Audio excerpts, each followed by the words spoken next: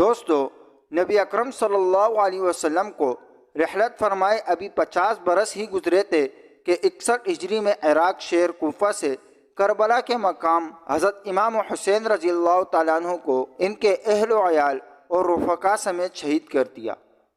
خلافت راشدہ کا 30 سالہ دور حضرت امام حسن رضی اللہ تعالیٰ عنہ پر مکمل ہو چکا تھا اور پھر بادشاہت کی ابتدا حضرت معاویہ رضی اللہ تعالیٰ عنہ سے ہوئی۔ جب 60 ہجری میں حضرت سیدنا امیر معاویہ رضی اللہ تعالیٰ عنہ کا انتقال ہوا اور یزید ان کا جانشین بنا، اس کے لیے سب سے اہم مسئلہ حضرت سیدنا امام حسین، حضرت سیدنا عبداللہ بن زبیر اور حضرت عبداللہ بن عمر سے بیعت لینے کا تھا، کیونکہ ان حضرات نے یزید کو امیر معاویہ کا والی عہد تسلیم نہیں کیا تھا۔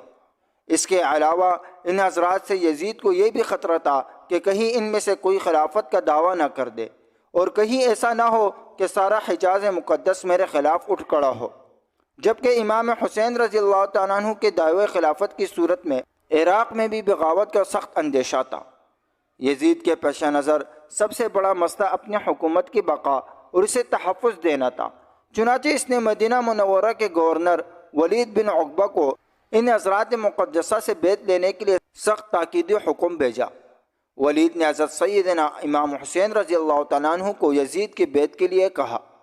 یزید کی بیعت حضرت سیدنا امام حسین رضی اللہ تعالیٰ عنہ کو قلبی طور پر سخت ناپسند تھی، کیونکہ وہ نااہل تھا اور اس کا یہ تقرر بھی خلفائے راشدین کے اسلامی طریقہ انتخاب کے بالکل خلاف ہوا تھا، اس لیے آپ احتجاجاً اس کے خلاف تھے، اور دوسری طرف حالات اجازت نہیں دے رہے تھے کہ آپ علی اعلان اس کے خلاف آواز بلند کریں۔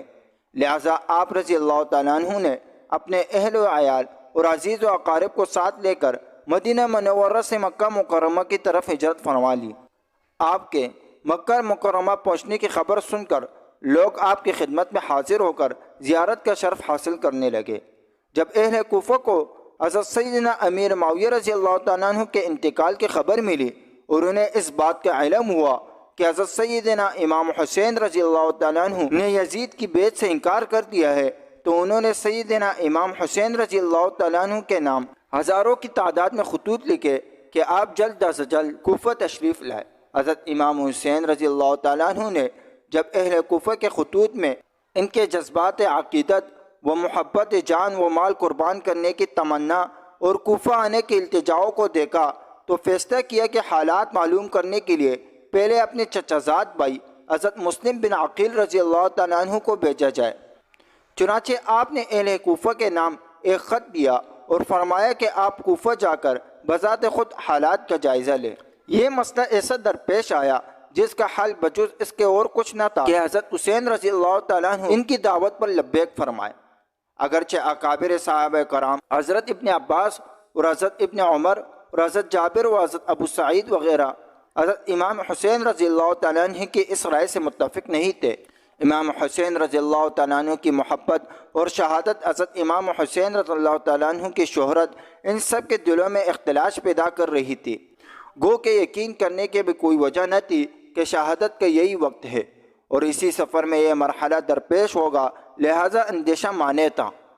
بہرحال حضرت سیدنا مسلم بن عقیل رضی اللہ تعالیٰ عنہ نے اہل کوفہ کی بے پناہ محبت و عقیدت کو دیکھ کر حضرت سیدنا امام حسین رضی اللہ تعالیٰ عنہ کی خدمت میں خط لکھا۔ یہاں کے سب لوگ آپ کے منتظر ہیں۔ امام حسین رضی اللہ تعالیٰ عنہ نے اس اطلاع کے بعد کوفہ جانے کا ارادہ کر لیا۔ حضرت سیدنا امام حسین رضی اللہ تعالیٰ عنہ نے 3 ذی الحجہ 60 ہجری کو اپنے اہل بیت و خدام وغیرہ 82 افراد کو ہمراہ لے کر راہ عراق اختیار فرمائی۔ راستے میں حضرت سیدنا امام حسین رضی اللہ تعالیٰ عنہ کو کوفیوں کو بدہدی اور حضرت سیدنا مسلم بن عقیل رضی اللہ تعالیٰ عنہ کی شہادت کی خبر مل گئی تھی۔ اس پر امام حسین کے رفقاء کی آراء مختلف ہوئی اور ایک بار آپ رضی اللہ تعالیٰ عنہ نے بھی واپسی کا ارادہ فرمایا، لیکن بہت گفتگو کے بعد یہی طے پایا کہ سفر جاری رکھا جائے اور واپسی کا خیال ترک کر دیا جائے۔ حضرت سیدنا امام حسین رضی اللہ تعالیٰ عنہ نے بھی اس رائے سے اتفاق کیا اور قافلہ آگے چل دیا، یہاں تک کہ حضرت سیدنا امام حسین رضی اللہ تعالیٰ عنہ نے کربلا میں نزول فرمایا۔ یہ محرم الحرام 61 ہجری کی 2 تاریخ تھی۔ آپ رضی اللہ تعالیٰ عنہ نے اس مقام کا نام دریافت کیا تو معلوم ہوا کہ اس جگہ کو کربلا کہتے ہیں۔ حضرت سیدنا امام حسین رضی اللہ تعالیٰ عنہ کربلا سے واقف تھے اور آپ کو معلوم تھا کہ کربلا ہی وہ جگہ ہے جہاں اہل بیت کو رائے حق میں اپنے خون کی ندیاں بہانی ہوگی۔ پھر ابن زیاد نے حضرت سیدنا امام حسین رضی اللہ تعالیٰ عنہ کو ایک خط لکھ بھیجا کہ یزید کی بیعت کر لیجئے۔ جب وہ خط آپ رضی اللہ تعالیٰ عنہ کے پاس پہنچا، آپ نے اسے پڑھ کر پھینک دیا اور خط لانے والے قاصد سے فرمایا، اس وقت میرے پاس اس کا کوئی جواب نہیں۔ ایلچی نے آ کر ابن زیاد کو بتایا تو جواب سن کر ابن زیاد کا غصہ بڑھا۔ اس نے لوگوں کو جمع کیا، فوجیں تیار کی، ان کا سپہ سالار عمر بن سعد کو بنایا جو ملک رے کا والی تھا۔ اولاً اس نے پہلو تہی سے کام لیا۔ اس پر ابن زیاد نے کہا کہ یا تو لڑنے کے لیے تیار ہو جا یا پھر رے کی حکومت چھوڑ کر گھر بیٹھ جا۔ ابن سعد نے رے کی حکومت اختیار کی اور 22,000 سوار اور پیادہ لشکر لے کر نواسۂ رسول حضرت امام حسین رضی اللہ تعالیٰ عنہ سے لڑنے چل پڑا، یہاں تک کہ یہ لوگ دریائے فرات کے کنارے پر قابض ہو کر قافلہ سیدنا امام حسین رضی اللہ تعالیٰ عنہ اور پانی کے درمیان حائل ہو گئے۔ یہاں یہ کارروائی ہوئی کہ سب خیمے ایک دوسرے کے قریب کر دیے گئے۔ خیموں کے پیچھے خندق کھود کر اسے نرکل وغیرہ خشک لڑکیوں سے بھر دیا گیا۔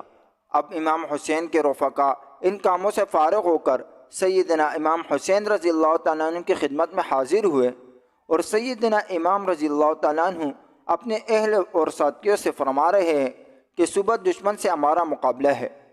میں نے بخوشی تم سب کو اجازت دی، ابھی رات باقی ہے، جہاں جگہ پاؤ چلے جاؤ اور ایک ایک شخص میرے اہل بیت میں سے ایک ایک کو ساتھ لے جاؤ۔ اللہ تعالیٰ تم کو جزائے خیر دے۔ دیہات و بلاد میں متفرق ہو جاؤ یہاں تک کہ اللہ تعالیٰ بلا ٹال دے۔ دشمن جب مجھے پائیں گے تو تمہارا پیچھا نہیں کریں گے۔ یہ سن کر امام کے بھائیوں، صاحبزادوں، بھتیجوں اور عبداللہ بن جعفر کے بیٹوں نے عرض کی کہ ایسا ہم کس لیے کریں؟ اس لیے کہ آپ رضی اللہ تعالیٰ عنہ کے بعد زندہ رہیں۔